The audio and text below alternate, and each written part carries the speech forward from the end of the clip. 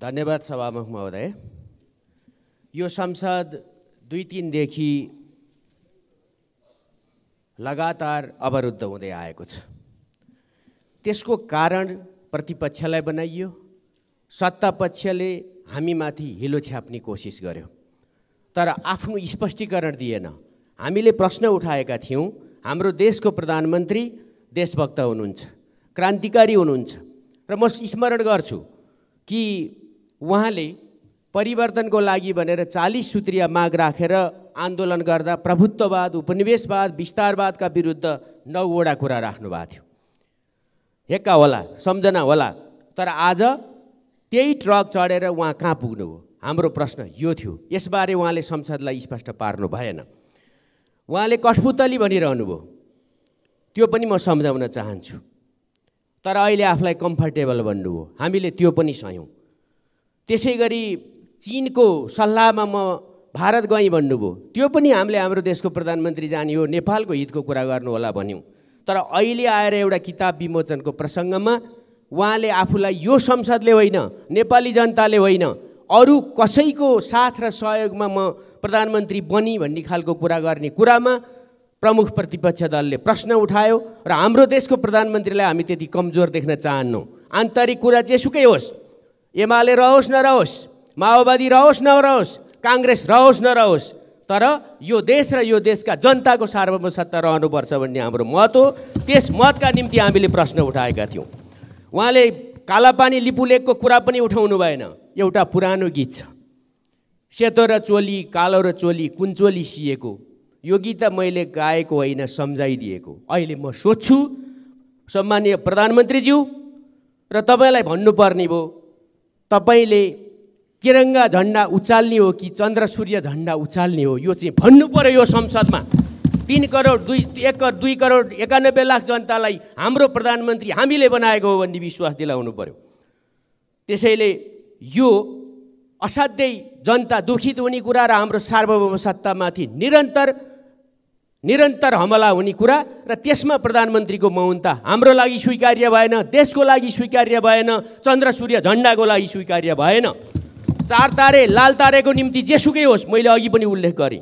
दोस्रो, अर्को एउटा कुरा सत्तापक्षले निरन्तर भन्यो, मिटर ब्याजको विषयमा भ्रम छर्न खोज्यो के यो संसद 57 दिनपछि, प्रधानमन्त्रीज्यू तपाईँले 57 दिनपछि त्यो अध्यादेश ल्याउनु पर्छ जबकि सदन चलिरहेको छ। थाहा होला, पहिलोचोटि प्रधानमन्त्री भएको होइन तपाईँ, पटक पटक हुनुभएको छ। त्यसैले हामीले संशोधन समेत राखेनौँ, कुनै अवरोध गरेनौँ। अनि मिटर ब्याजीको पक्षमा नेकपा एमाले रह्यो, प्रमुख प्रतिपक्षी दल रह्यो भनेर तपाईँले 21 गते 18 गते तपाईँको स्वकीय सचिवालयको तर्फबाट वक्तव्य जारी गरेर हामीमाथि औँला उठाउन पाइन्छ? कहाँनेरि विरोध भयो? यहाँ भन्नु पर्यो, दुनियाँलाई थाहा छ, देशभरिका जनतालाई थाहा छ, मिडियालाई थाहा छ। म सक्ने लागि सभामुख महोदय। त्यसैले हाम्रो प्रश्न के हो भने, यति गम्भीर प्रश्न उठाएपछि हाम्रो आशा थियो, विश्वास थियो प्रधानमन्त्रीले सदनलाई विश्वासमा लिनुहुन्छ, आफ्नो कुरा प्रश्न पार्नुहुन्छ। तर गठबन्धनको बैठक राखेर कोशी प्रदेशको सन्दर्भमा समेत त्यहाँको सरकार गर्ने काम गर्यो, राजनीति गर्ने काम गर्यो, संविधान च्यात्ने काम गर्यो। हिजो के भन्नुभएको थियो? आज सम्झिनु पर्दैन? आज थाहा हुँदैन? एक मागले जाडो जाँदैन, राजनीतिमा एकले अर्कालाई वाच गरिरहेको हुन्छ भन्ने कुरा स्मरण गराउन चाहन्छु। उहाँले राजीनामा दिनुपर्छ, हाम्रो भनाइ त्यही हो। उहाँले एक्सक्युज गर्नुपर्छ, हाम्रो भनाइ त्यही हो। उहाँको भनाइ स्पष्ट रूपमा हामीलाई, यो संसदलाई, सार्वभौम संसदलाई यसमार्फत 2 करोड 91 लाख नेपाली जनताहरूलाई आश्वस्त पार्ने खालको आउँछ कि आउँदैन, हाम्रो पर्खाइ त्यो हो। त्यसकारणले उहाँले आफूले एउटा देशको प्रधानमन्त्रीको रूपमा उभिएर के कुरा लिएर हिँड्नु भएको छ? के कुडबिन क्विस्लिङलाई बिर्साउन खोजेको हो? मोरियार्टीलाई बिर्साउन खोजेको हो? अल्बर्टो मोरियार्टीलाई बिर्साउन खोजेको हो? लेन्डुपलाई बिर्साउन खोजेको हो? हामीलाई विश्वास लाग्दैन त्यो प्रधानमन्त्रीको कुरा सुन्दा। तर वातावरणले, व्यवहारले, अभ्यासहरूले, कुराहरूले, लघुतावासले, आत्मसमर्पणवादले राष्ट्रिय आत्मसमर्पणवाद स्वीकार्य छैन। त्यसकारण प्रधानमन्त्रीज्यूले संसदलाई स्पष्ट पार्नुपर्दछ र उहाँले सक्नुहुन्छ भने देशको लागि उभिने आँट गर्नुहोस्, पद छोडिदिनुहोस्, सत्ता स्वार्थको निम्ति देशको सार्वभौम सत्ता साटिँदैन, यही भन्न चाहन्छु सभामुख महोदय। हाम्रो भनाइ यही हो, यत्तिकै गरी चाहिँ अगाडि बढ्न सकिँदैन। त्यसकारणले उहाँले संसदलाई प्रतिपक्षलाई मात्रै होइन देशका जनताले प्रश्न उठाएका छन्, स्पष्ट पार्नुहोस्, यही हो भनाइ। धन्यवाद। माननीय सदस्य श्री रवि लामी छाने संक्षिप्तमा आफ्नो अभिव्यक्ति राखिदिनुहोस्। सम्माननीय सभामुख महोदय, सबभन्दा पहिला त यसभन्दा अघिल्लो 2 दिन अगाडि संसदमा जुन किसिमले रासोपालाई बाइपास गरेर आफ्ना कुराहरू राख्न दिइएन, हामी त्यसमा घोर आपत्ति जनाउन चाहन्छौँ।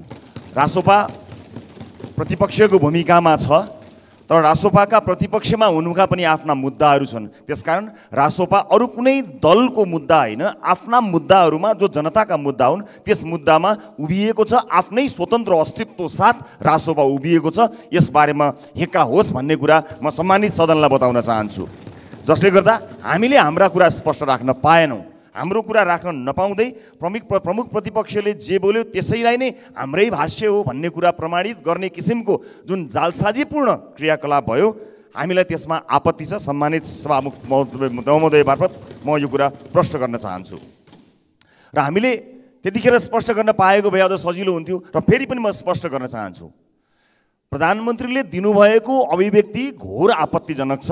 त्यसका लागि प्रधानमन्त्रीले स्पष्टीकरण दिनुपर्छ भन्ने हाम्रो धारणा हो। प्रधानमन्त्रीले खुलेर यसबारेमा बताउनु पर्नेछ, सदनलाई बताउनु पर्नेछ। हामीलाई लाग्छ कि हामीले यही सदनबाट अझ रासोपाको सभापतिका हैसियतले मेरो आफ्नै हस्ताक्षर छ र यही सदनबाट नेपाली जनताले चुनेको सदनबाट उहाँ त्यो हस्ताक्षरसहित प्रधानमन्त्री हुनुभएको भन्ने कुरामा हामी निर्धक्क थियौँ, ढुक्क थियौँ।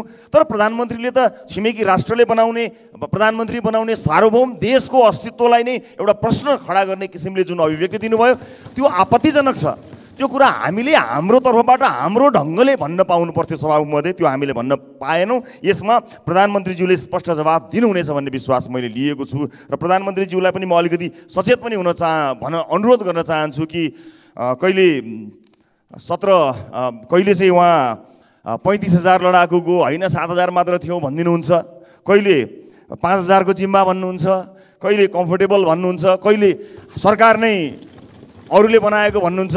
आफ्नो भनाइमा अलिकति स्पष्ट हुन प्रधानमन्त्रीज्यूलाई म अनुरोध गर्न चाहन्छु। र विशेष गरेर अन्य मुद्दा त राजनीतिक कुरा होलान्, तर राष्ट्रिय स्वाधीनताको मुद्दा, राष्ट्रियताको सवालका मुद्दा र यो देशको सार्वभौमिकताको मुद्दामा चाहिँ यसरी फिर्ता लिनुपर्ने अथवा अप्ठ्यारो हुनुपर्ने अभिव्यक्तिका लागि भविष्यमा पनि सचेत हुनका लागि म प्रधानमन्त्रीज्यूलाई विनम्रतापूर्वक यहीँबाट अनुरोध गर्न चाहन्छु।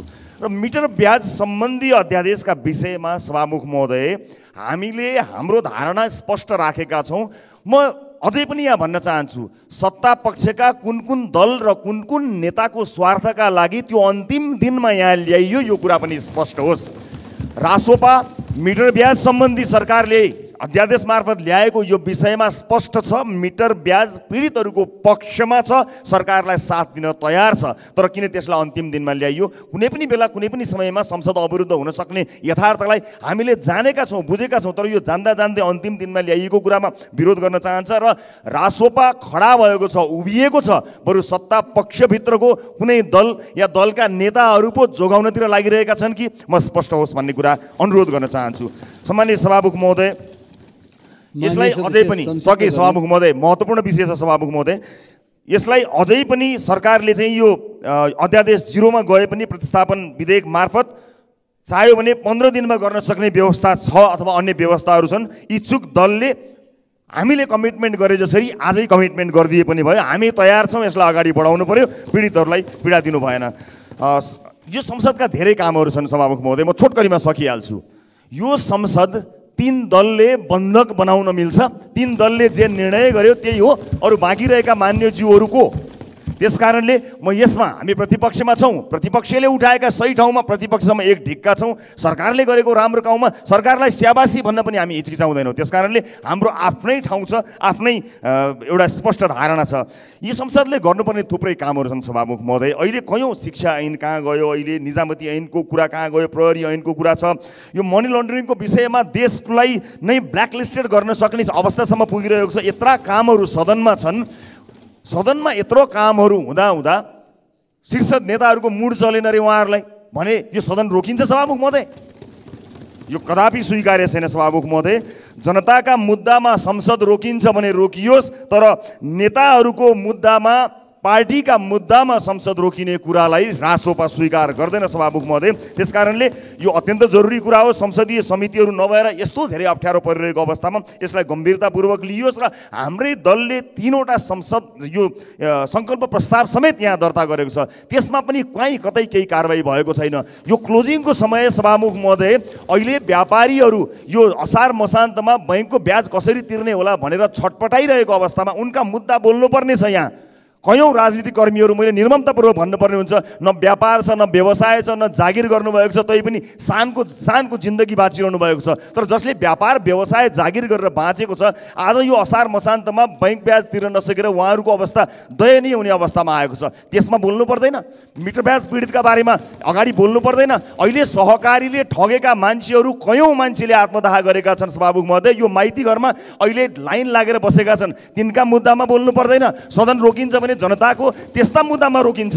लाखौँ मान्छेहरूलाई पीडित बनाएर बाटो अवरुद्ध छ। यो आपतकालमा के तयारी गरिरहेको छ सरकारले त्यसबारे अनभिज्ञ रहेर जति प्रतिवर्ती अहिले रोपाईँको समयमा सभामुख महोदय 30% पनि रोपाईँ भएको छैन, खाद्य सङ्कटको समस्या आएको छ। त्यस्ता विषयमा बोल्नु पर्दैन यो सदनमा? त्यसकारणले सभामुख महोदय, म गम्भीरतापूर्वक र विनम्रतापूर्वक अनुरोध गर्न चाहन्छु कि संसदको गरिमालाई केही दलहरूले आफ्नो जुङ्गाको लडाइँ बनाउनु हुँदैन।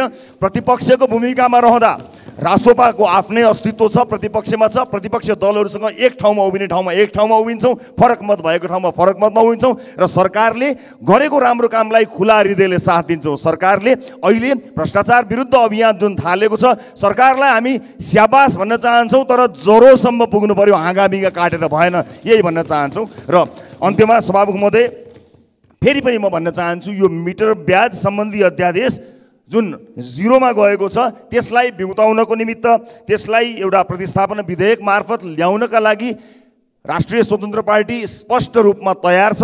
हामी तयार छौँ। यो सदन तयार हुनु पर्यो र जनताका यस्ता मुद्दाहरूलाई अगाडि बढाउनको निमित्त, कयौँ ऐनहरूलाई लगाउनको निमित्त र संसदीय समितिहरूलाई पनि सुचारू गर्नको निमित्त तयार हुनु पर्यो भन्ने अनुरोध गर्दै आफ्नो भनाइ टुङ्ग्याउँछु। धन्यवाद। माननीय सदस्य श्री राजेन्द्र प्रसाद लिङदेन, संक्षिप्तमा अभिव्यक्ति दिनुहोला।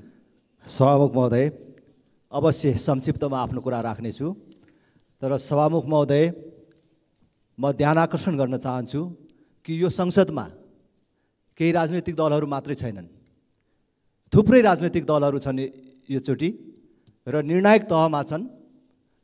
अघिल्लो संसदमा, अघिल्लो बैठकमा जुन प्रकारको रुलिङ भयो त्यसप्रति म चाहिँ खेद व्यक्त गर्न चाहन्छु, दुःख व्यक्त गर्न चाहन्छु।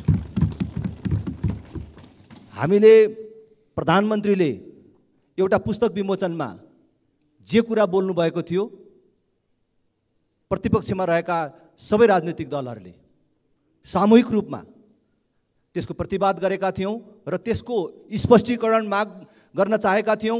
र त्यति मात्र होइन, यो नैतिकतासँग जोडिएको विषय हो र प्रधानमन्त्रीमा नैतिकता भन्ने चिज जीवित छ भने राजीनामा दिनुपर्छ भनेर हामीले भनेका थियौँ। तर त्यो किन हामीलाई सभामुखबाट विचार राख्ने मौका किन प्राप्त भएन? त्यो दिन त्यो पद्धति मिचेर किन सत्तापक्षतर्फ बोल्ने क्रम घुमाइयो?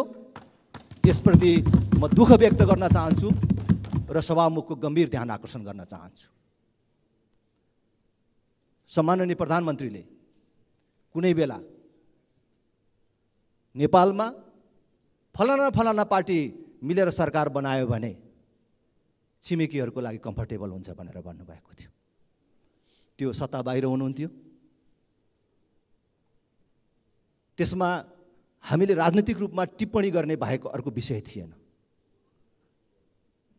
बाबुराम भट्टराईले सरकारबाट निस्केर भन्नुभयो, चाबी त अर्कैतिर रहेछ, बाहिर रहेछ भनेर भन्नुभयो। हामीले नोटिसमा लिने विषय मात्रै थियो।